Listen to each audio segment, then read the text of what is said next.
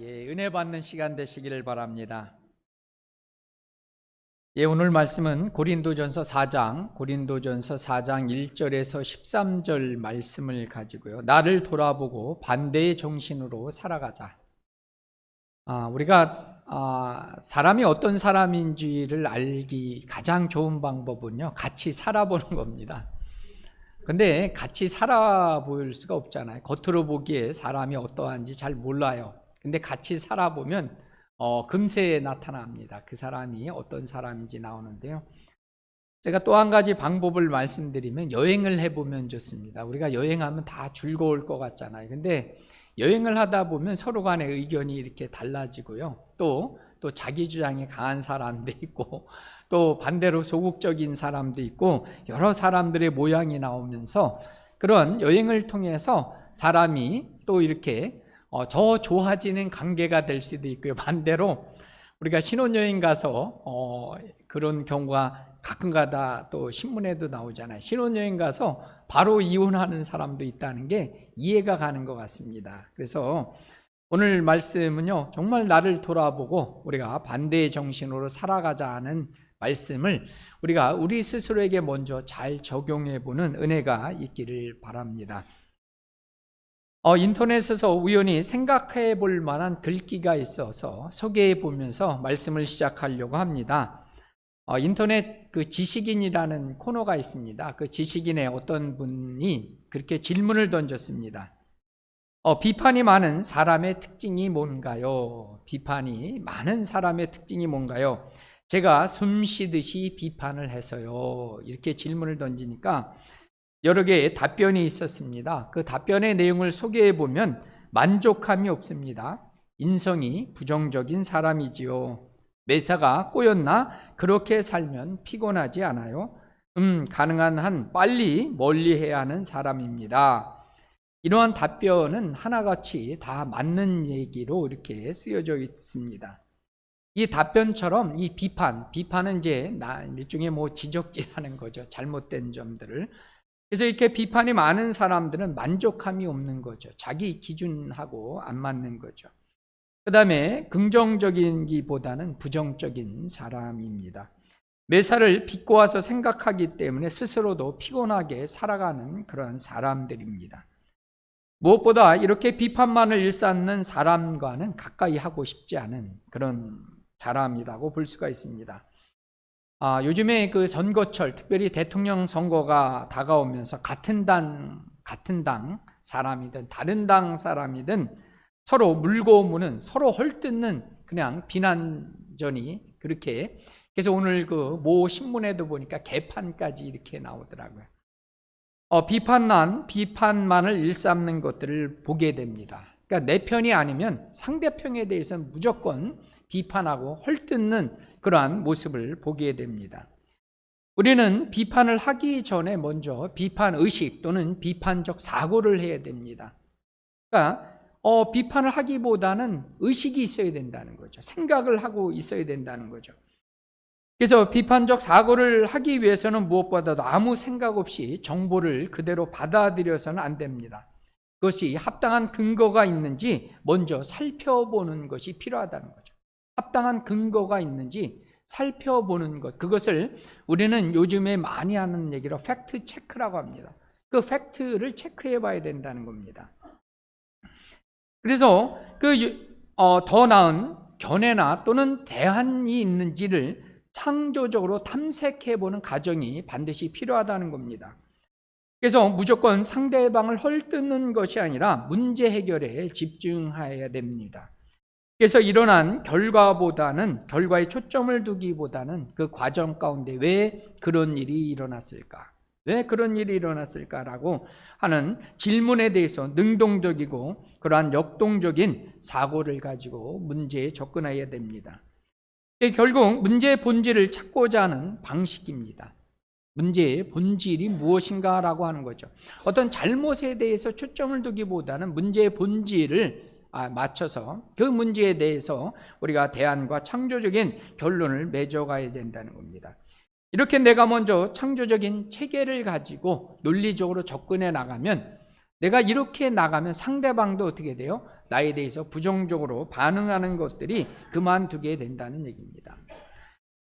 결국은 선순환적인 대화나 해결을 위해서는 비판하기보다는 비판적 사고에 따라서 상대방을 먼저 고려해주고 따뜻한 마음으로 공감해주는 그러한 태도가 필요한 때라고 볼 수가 있습니다. 그 사도 바울은 앞서서 고린도전서 3장에서 사도들이 어떤 사람인가에 대한 본질을 두 가지로 설명을 했습니다. 그래서 그 첫 번째는 그 사도들은 정언사, 가꾸는 사람이다라고 얘기했고요. 두 번째로 이 사도들은 어떤 사람인가라고 했을 때 건축가다라고 했습니다. 그 핵심의 가장 큰 핵심은 그 사람이 어떤 사람이냐가 중요한 것이 아니라 가장 중요한 핵심은 모든 것의 그 중심은 하나님이 계시다는 거죠. 그래서 그 하나님이 자라게 하시고요. 근본 그 터가 그리스도 예수가 된다는 것을 기억하라는 겁니다. 그러면서 이어서 이 사도 바울은 이 고린도의 교인들의 관심사를 하나님에 대해서 이제 그 하나님과 그리스도를 바라보게 하게 합니다. 그래서 이제 바울은 새로운 측면에서 사도들에 대한 얘기를 자신을 예로 들어서 이제 설명을 하기를 원합니다. 그래서 바울은 사람에 따라서 분파를 짓고요. 사람들의 자신들의 생각에 몰입되어서 자신만을 자랑하기를 좋아하는 이 고린도 교우들을 향해서 교훈을 던지고 있습니다. 그러면서 이 고린도 교인들을 향해서 네 가지를 요청하는 것이 오늘 말씀입니다.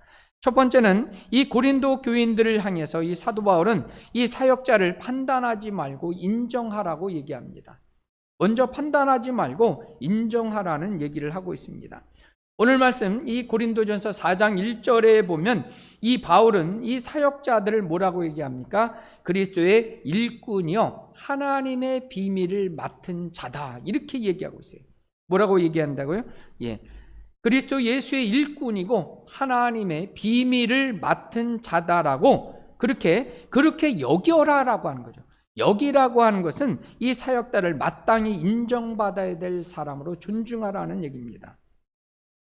그러면서 이 바울은 3절에서 너희에게 판단을 받든지 그렇게 여기라고 하는데 오히려 이 고린도 교인들은 이 바울과 다른 사도들을 계속해서 판단하고 심지어 정죄까지 하고 있다는 거죠. 그래서 이제 나중에 우리가 고린도후서를 읽어보면 이 사도 바울이 자신에 대한 이 변명이 아니라 변증하고 있는 것들이 이 고린도후서에는 특별히 개인적인 서신의 성격으로 특별히 도드라지게 나오는 것이 고린도후서입니다. 그러면서 이렇게 비판만 일삼는 고린도 교인들을 향해서 그들이 하는 그런 판단이 어떠하든지 간에 이 바울은 3절에서 그것이 자기에게는 작은 일이다 이렇게 얘기하고 있어요. 여기서 이 작은 일이라고 하는 것은 자신은 그렇게 크게 신경 쓰지 않는다는 거죠. 다른 사람들이 특별히 자기가 세우고 그렇게 자신이 그렇게 양육했던 교인들이 자신에 대해서 어떻게 판단을 하든지 자신은 그것에 대해서 크게 신경 쓰지 않는다는 거죠. 영어로만 don't care 하는 거죠. 그래서 그러면서 이 4절의 그 이유를 설명하고 있어요. 왜 자신이 그렇게 신경 쓰지 않느냐라고 했을 때 그는 4절에 보면은 그렇게 얘기합니다. 같이 한번 읽어보겠습니다. 쉬운 성경 버전입니다. 나는 양심에 걸리는 것이 조금도 없습니다. 그렇다고 해서 내가 아무 흠이 없다는 말이 아닙니다. 나를 판단하시는 분은 주님이십니다. 아멘. 여러분, 그는 이 고린도 교회를 목회하고 세우면서 그는 자신에 대해서 양심에 조금도 거리낌이 없다라고 그렇게 얘기합니다. 그렇다고 해서 이 자신이 이 교인들의 판단에 대해서 신경을 쓰지 않지만 그렇다고 내가 자신이 이 사도 바울 자신이 완벽한 사람이다라고 얘기하는 건 아니다라고 하는 거죠. 흠이 없는 사람은 아니라는 거죠. 그렇지만 그럼에도 불구하고 나를 판단하시는 분은 오직 주님이시라는 거죠. 그래서 이 바울에게 중요한 것은 뭐냐면 사람이 자신의 또는 그 교인들이 자신을 어떻게 보느냐가 아니라 하나님이 주님이 자신을 보는 것이 어떠냐가 이것이 중요하다는 거죠. 주님이 보시는 나가 이것이 가장 중요하다는 겁니다. 그래서 우리도 여기 동일한 원리를 우리 스스로에게도 적용해 보기를 원합니다. 여러분, 다른 사람은 자신의 입장에 대해서 판단할 수 있어요. 얘기할 수 있다는 거죠. 그러나 더 중요하게 우리가 초점을 둬야 되는 것은 뭐예요? 하나님이 보시는 내가 중요한 거예요. 내가 그것에 대해서 우리가 떳떳하다면, 우리가 아무 꺼리낌이 없다면 우리가 그 다른 사람이 얘기하는 것들은 작은 일이 돼야 돼요. 오히려 다른 사람이 얘기하는 건 커져버리고 주님이 나를 보시는 것은 작아지게 됐을 때 우리는 어떻게 돼요? 거기서 분란이 일어나게 된다는 거죠. 그래서 우리는 남을 판단하거나 비판하지 말아야 되는 이유가 두 가지 있습니다. 그것이 왜 그러냐면 첫 번째는 마태복음 7장 1절과 2절에 나온 대로 먼저 뭐라 그랬어요? 비판하지, 판단하지 말라고 주님은 얘기하셨기 때문에 그렇습니다. 우리가 마태복음 7장 1절과 2절 말씀을 읽어보겠습니다. 판단을 받지 아니하려면 비판하지 말라. 너희가 비판한 그대로 비판을 받을 것이며 너희가 판단한 기준에 따라 너희도 판단받을 것이다. 아멘. 그래서 이 비판과 판단을 이 사도 바울은 같은 맥락으로 그래서 이 두 가지를 혼용해서 쓰고 있습니다. 그래서 비판을 받지 않으려면, 판단하지 않으려면, 내가 그렇게 받지 않으려면 남에 대해서 먼저 비판이나 판단을 하지 말아야 된다는 얘기입니다. 내가 비판했을 때는 결국 그것이 나에게 뒤돌아오기 때문에 그렇다는 겁니다. 두 번째는 왜 우리가 비판이나 판단을 하지 말아야 되냐면 판단을 하시는 주체는 사람이 아니라는 거죠. 그 판단을 하시는 분은 오직 하나님만이 하신다는 거예요. 하나님만이. 그래서 우리가 이사야서 49장 4절을 같이 한번 읽어보겠습니다. 그러나 나는 말하기를 내가 헛되이 수고하였으며 무익하게 공연히 내 힘을 다하였다 하였도다. 참으로 나에 관한 판단이 여호와께 있고 나의 보응이 나의 하나님께 있느니라. 여러분 이사야서도 고백하는 것이 뭐냐면 이 판단하시는 분은 오직 하나님만이 하신다는 거죠. 그리고 이 하나님께서 판단하시고 그것에 대해서 보응하시는 것, 그 판결하시고 심판하실 분은 하나님이 되신다는 겁니다. 그렇기 때문에 이 성도는 이 교육자에 대해서 또 교육자도 성도에 대해서 쉽사리 판단해서는 안 된다는 얘기입니다. 두 번째는 이 사도 바울이 얘기하는 것은 뭐냐면 모든 것은 드러나게 된다는 겁니다. 여러분 우리는 남을 판단하고 비난하지 말아야 될 것은 그것 자체가 그냥 드러나기 때문에 그래요. 내가 말하지 않아도 무엇이 옳은지 그른지는 시간이 지나면 알게 된다는 얘기예요. 그래서 우리는 판단하지 말아야 된다는 얘기를 사도 바울은 하고 있다는 겁니다. 그래서 우리가 이 고린도전서 4장 5절 말씀을 다시 한번 읽어보겠습니다. 그러므로 때가 이르기 전 곧 주께서 오시기까지 아무것도 판단하지 말라. 그가 어둠에 감추인 것들을 드러내고 마음의 뜻을 나타내시리니 그때에 각 사람에게 하나님으로부터 칭찬이 있으리라. 아멘. 여러분 그래서 모든 것들은 그대로 드러난다는 거죠. 우리가 분명히 기억하는 것은 우리가 성전에는 하나님이 우리가 지난주에도 거룩한 성전이라고 그랬습니다. 거룩한 하나님의 영이 거하시기 때문에 결국은 하나님의 뜻대로 이루어진다는 겁니다.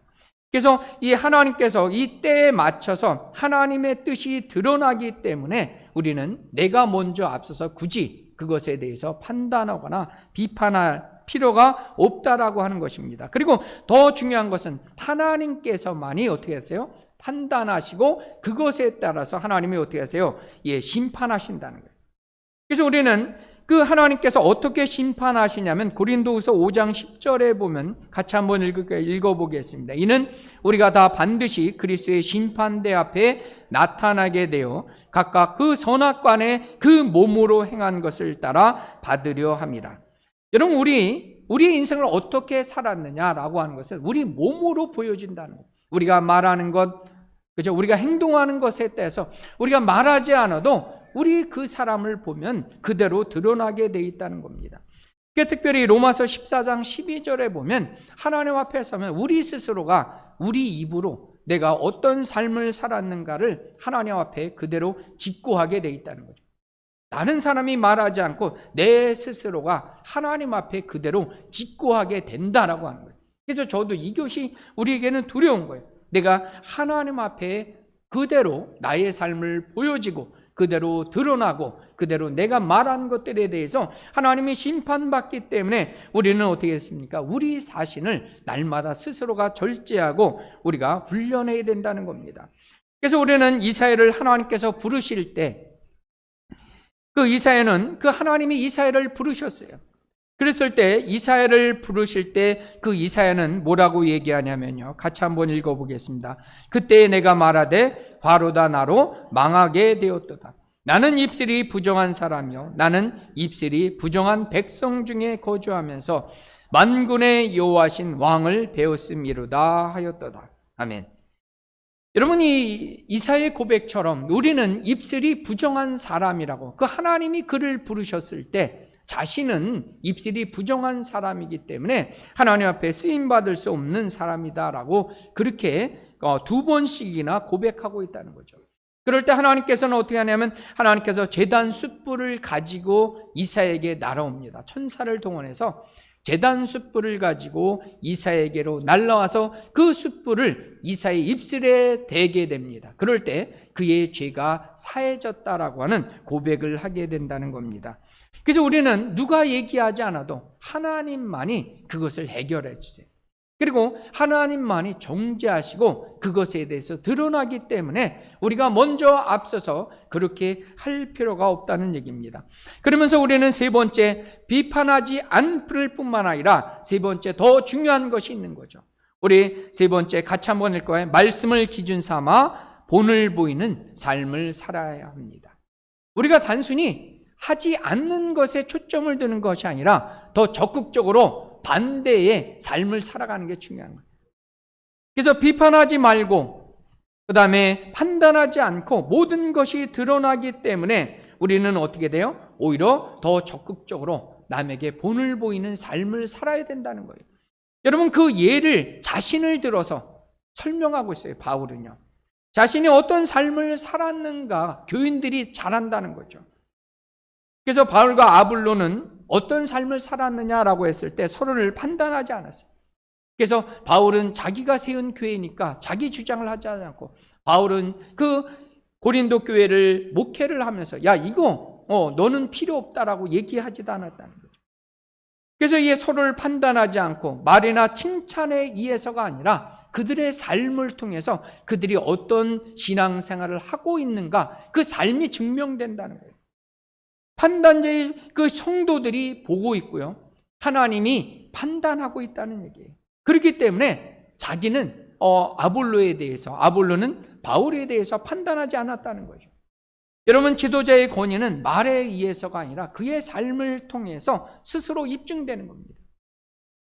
그 지도자는 말에 의해서가 아니라, 여러분들 우리나라 대부분의 지도자들, 정치 지도자를 보면 우리가 선거 때 한 말과 그들이 4년이든 5년이든 지나고 나서 그들이 한 말에 대해서 입증되지 않습니까? 어떤 그들이 말을 했던 수많은 공약들에 대해서 여러분 지나고 나면 저절로 입증이 되는 겁니다. 그래서 우리나라 참으로 안타까운 것은 뭐냐면 대통령이든 국회의원이든 지지도가 점점 어떻게 떨어지잖아요. 나중에는 어떤 분들은 20% 미만으로 떨어지고 있어요. 참 안타까운 일이 아닙니까? 오히려 시간이 갈수록 저분이 5년이 임기지만 더 한 번 대통령이 될 정도로 오히려 국민들이 청원하는 그런 대통령이 정말 다음에 나왔으면 좋겠습니다. 법을 바꿔서라도 한 번 더 대통령이 되었으면 좋겠다는 그런 대통령, 지도자가 우리 이 역사 가운데 드러나기를 정말 우리는 기도해야 됩니다. 그래서 그의 삶을 통해서 드러나게 된다는 거죠. 어떤 삶을 살았는가 말하지 않아도 그의 삶을 통해서 저절로 증명된다는 얘기입니다. 여러분, 그래서 바울의 삶은 2절에 나온 것처럼 충성인이라 이렇게 얘기했어요. 그 충성인이라는 말은 충성된 것으로 발견된다 이렇게 나왔어요. 그렇게 해석할 수 있는 거예요. 충성된 사람이라고 발견될 수 있는 그런 삶을 살았다라고 그렇게 고백하고 있다는 거죠. 그래서 바울은 그 당시에 있는 거짓 교사들이 많았어요. 이 거짓 교사들은 어떤 사람이면 순회 교사라고 합니다. 그러니까 자기들의 이권을 따라서 돌아다니면서 하나님의 말씀을 가르친다고 하는데 실제로 보면 어떤 사람이에요? 거짓 교사들, 이단들하고는 또 다른 성격이에요. 이 거짓 교사들이 있는데요. 그래서 이 베드로는 이 거짓 교사들의 삶을 베드로 후서 2장 3절에 보면 그렇게 소개하고 있어요. 같이 한번 읽어보겠습니다. 그들이 탐심으로써 지어낸 말을 가지고 너희로 이득을 삼으니 그들의 심판은 옛적부터 지체하지 아니하며 그들의 멸망은 잠들지 아니하니라. 아멘. 그러니까 탐심을 가지고, 그러니까 복음을 전하는 게 탐심을 가지고 지어낸 말을 가지고 너희들을, 그러니까 성도들을 자신의 이익으로 삼는 사람이라는 거예요. 저도 이 말씀을 준비하면서 이것이 저에게 특별히 해당을 해봤어요.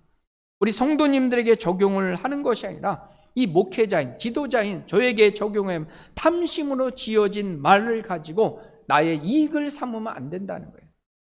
여러분, 그래서 이 지도자가 될 사람들은 이 유권자를, 국민을 자신을 탐심으로, 자기 목적 달성으로 이용해서는 안 된다는 거죠. 오히려 정말 그 링컨이 얘기했던, 갑자기 링컨이 했던 국민에 의한, 국민을 위한, 국민에 의한 그러한 정치를 해야 되는데 결국은 자신의 이권을 위해서 정치하는, 그렇게 목회하는 수많은 거짓된 목회자들, 지도자들이 이 땅 가운데 있다는 거죠. 그러나 사도 바울은 어떻게 해요? 그렇게 살지 않았다는 거예요. 그의 삶이 그것을 보여주고 있다는 거죠. 그러니까 저도 마찬가지입니다. 여러분들이 저를 보고 있다는 거예요. 제가 탐심을 가졌는지, 그죠? 지어낸 말을 가지고 이득을 삼았는지, 그러면서 그것이 스스로가 입증된다는 거죠. 그러면서 바울은 자신의 인생을, 그 복음을 위해서 헌신했던 자신의 인생을 그대로 보여주고 있어요. 그러면서 이 바울은 특별히 3차 전도의 여행을 마치게 됩니다. 그리고 다시 예루살렘으로 돌아가고 있었어요. 그러면서 사도행전 20장 33절에서 35절에 보면 자신이 어떤 인생을 살았는가를 보여주고 있어요. 사도행전 20장 33절에서 35절을 같이 한번 읽어보겠습니다. 내가 아무의 은이나 금이나 의복을 탐하지 아니하였고 여러분이 아는 바와 같이 이 손으로 나와 내 동행들이 쓰는 것을 충당하여 범사에 여러분에게 모범을 보여준 바와 같이 수고하여 약한 사람들을 돕고 또 주 예수께서 친히 말씀하신 바 주는 것이 받는 것보다 복이 있다 하심을 기억하여야 할지니라. 아멘. 이 말은 그 얘기했지만 사도 바울이 이제 3차 전도행을 마치고 이제 자신이 예루살렘에 돌아가면 자신이 이제 죽게 된다는 얘기를 여러 번 듣게 돼요. 그럼에도 불구하고 자신은 주와 및 복음을 위해서 이제 예루살렘으로 돌아가겠다는 얘기를 하고 난 다음에 그러면서 자신의 인생을 뒤돌아보면서 이 에베소 교인들을 향해서 자신의 인생을 얘기하고 있다는 거죠. 여러분, 바울의 인생은 은이나 금이나 의복을 탐하지 않았다는 거죠. 그리고 자기 손으로 일하면서 수고했다는 거죠. 왜냐하면 바울은 이 텐트 메이킹이라고 그래요. 텐트 메이커라고 그래요. 그래서 자비랑 선교라고 합니다. 자기 손으로 수고하면서, 물론 그에게도 많은 사람들이 그를 도왔어요. 그의 목회비를 지원하고 헌금했던 내용이 고린도 후서에도 나옵니다. 그러나 그는 자기 손으로 수고하면서 그는 충당했다는 거예요. 그러면서 범사에 여러분에게 모범을 보여준 바 같이 수고하고 약한 사람들을 돕고 주 예수께서 친히 말씀하신 바 주는 것이 받는 것보다 복되도다 하면서 그는 자신이 가지고 있는 것을 나누면서 베풀면서 그의 인생을 살았다는 겁니다. 한마디로 말씀이 그의 삶이 되고 말씀을 통해서 그의 삶을 그대로 보여주는 본이 되는 인생을 살아왔다는 얘기입니다. 여러분, 말하지 않아도 우리는 뭐예요? 그의 삶이 증명되는 겁니다. 어떤 삶을 살았는가? 그의 인생이 증명되는 겁니다. 그래서 하나님께서 그의 인생 가운데 하나님께서 복을 주시고 하나님의 은혜가 나타나는 그러한 복되고 귀한 인생을 살아왔다는 것이 사도 바울의 얘기입니다. 우리 오늘도 이 말씀을 듣는 엘리나 모든 교우분들도 우리 모두도 한결같이 뭐예요? 우리는 말하지 않아도 하나님이 다 아세요. 여러분이 수고하고 헌신했던 부분들에 대해서 내가 뭐 했노라라고 얘기하지 않아도 하나님이 아시는 거예요. 그것이 하나님이 때가 되었을 때 하나님이 반드시 뭐예요? 주시는 은혜가 있는 거예요. 복이 있는 거예요. 그러면 그것으로 성도가 아는 거예요. 하나님이 하셨음을 인정하는 거예요. 그렇게 사도 바울이 얘기했던 것처럼, 그래서 사도 바울은 아까도 얘기했지만 그 다른 사람들의 판단하는 것은 작은 일이에요. 왜? 주께서 아시기 때문에 그렇다는 겁니다. 마지막 네 번째는 이 사도 바울은 뭐라고 하냐면 오히려 만물의 찌꺼기 같은 그런 삶을 살아가라고 얘기합니다. 오히려 만물의 찌꺼기 같은 삶을 살아가라고 오히려 반대의 그러한 개념으로 접근하고 있다는 겁니다. 이 바울은 고린도 교인들에게 7절에 보면 세 가지 그 질문을 던지면서 그들을 책망하고 있어요. 7절에 보니까 누가 너를 남달리 구별하였느냐라고 하는 거죠. 여러분, 구별했다는 건 뭐예요? 여러분들, 구별했다는 건 쉽게 말하면 일렬로 섰는데 한 사람만이 앞으로 삐죽 튀어나온 거예요. 튀어나온 것은 뛰어나게 하신 거예요. 남보다 앞서게 하신 거예요. 여러분, 그들을 뛰어나게 하신 이유는 뭐냐면 그들이 지식이 뛰어나서도 아니에요. 많은 그러한 그 지식을 습득해서도 아니라 하나님께서 뛰어나게 하셨다는 겁니다. 여러분, 두 번째 질문은 이 고린도 교인들을 향해서 내가 있는 것 중에 받지 아니한 것이 무엇이냐, 이렇게 나와요. 네가 있는 것 중에 받지 아니한 것이 무엇이냐라고 질문을 던지게 됩니다. 여러분, 그것은 뭐냐면 고린도 교인들이 소유한 모든 것은 뭐야? 하나님을 통해서 주신 것이라는 거예요. 그리고 세 번째 질문은 연이어서 네가 자랑할 것이 무엇이냐라고 하는 거예요. 하나님이 모든 것을 주셨기 때문에 내 것이 아니기 때문에 너희는 자랑할 것이 없다는 거예요. 여러분께서 고린도 교인이 가지고 있는 것, 그들이 누리고 있는 것, 그들이 가지고 있는 지식과 혈통, 재산, 생명, 신앙, 이 모든 것이 뭐예요? 다 하나님께로부터 온 것이기 때문에 자랑할 것이 없다는 거예요. 그래서 자랑은 오히려 무익하다는 얘기를 하고 있다는 겁니다. 그래서 이처럼 바울은 고린도 교인들을 향해서 책망함을 통해서 이들이 자신의 모습을 보기를 원하는 거예요. 자신의 모습을 보면서 하나님을 보게끔 하는 겁니다. 여러분, 그래서 제가 8절 말씀을 쉬운 성경으로 읽어드리도록 하겠습니다. 4장 8절 같이 한번 읽어보겠습니다. 너희가 이미 배부르며 이미 풍성하며 우리 없이도 왕이 되었도다. 우리가 너희와 함께 왕 노릇하기 위하여 참으로 너희가 왕이 되기를 원하노라. 여러분, 진정한 왕이 되어야 돼요. 근데 이 사도 바울은 뭐예요? 스스로 왕이, 우리 없이도, 사도들 없이도, 하나님 없이도 스스로 왕이 되면 안 된다는 겁니다. 여러분, 그러면서 이 말씀을 통해서 바울은 그들이 지닌 영적인 교만 속에서 스스로 만족에 빠져 있는 그러한 모습을 일깨워 주기를 원하는 겁니다. 여러분, 우리 없이 왕노릇하였도다라고 하는 것은 어떤 의미냐면 이 고린도 교인들이 지나친 영적 지식이 바로 사도들과 바울의 가르침으로 말미암아 주어진 것이에요. 그런데 이제는 그 사도들 없이도 이제는 스스로가 어떻게 돼요? 영적인 일을 분별할 수 있는 것처럼 이제 그렇게 행세하고 있다는 그들의 교만을 지적하고 있는 겁니다. 그러면서 이 바울은 이 말을 하면서 동시에 이제는 너희들이 왕노릇을 이제 그만둬야 된다는 거예요. 너희들이 그만둘 때 하나님이 오히려 어떻게 만드세요? 왕으로 세우신다는 거예요. 왕으로 세우신다는 거예요. 그러니까 자신들의 진짜 모습을 깨달아야 된다는 거죠. 그래서 너희들이 얼마나 왕인 척하지만 실제로 얼마나 헐벗고 가난하고 굶주리고 한 것을 실제로 이제 봐야 된다는 겁니다. 그것은 요한계시록의 3장 17절 전에도 얘기하지만 라오디게아 그 교회처럼 그 라오디게아 교인들은 어땠습니까? 자신들은 부유한 척했어요. 그것이 자신들이 많은 것들을 소유한 것처럼 여겼지만 실상은 어떻다 그래서 가난하고 헐벗고 그렇게 연약한 존재들이라는 그 자신들의 모습을 일깨우기를 원한다라고 그런 책망을 요한이 그 교회에게 하는 것들을 이 동일하게 고린도 교회들도 들어야 된다는 얘기입니다. 여러분, 그러면서 이 결론적으로 바울은 고린도 교회들을 향해서 사도들의 고난과 박해와 약함으로 인해서 오히려 이 사도들의 그러한 연약함과 박해와 고난을 통해서 그들 가운데 오히려 생명의 역사가 강하게 나타나고 있음을 오히려 드러내고 있음을 보여주고 있다는 거죠. 그것은 무슨 뜻이냐면 기독교는 뭡니까? 우리가 흔히 아는 역설의 종교입니다. 역설.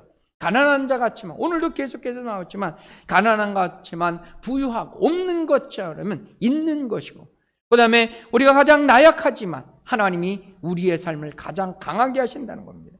그래서 이 바울은 9절의 말씀처럼 만물의 끄트머리에 우리를 두셨다는 거예요.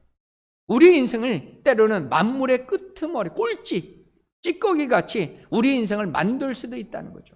그래서 원래 이 원어적으로 만물의 끄트머리에 두셨다는 것은 뭐냐면요, 이 검투사들이 그 싸움을 할 때 보면 무기 없이 가장 최악의 가장 위험한 곳에 내버려 두는 것을 말한다라고 합니다.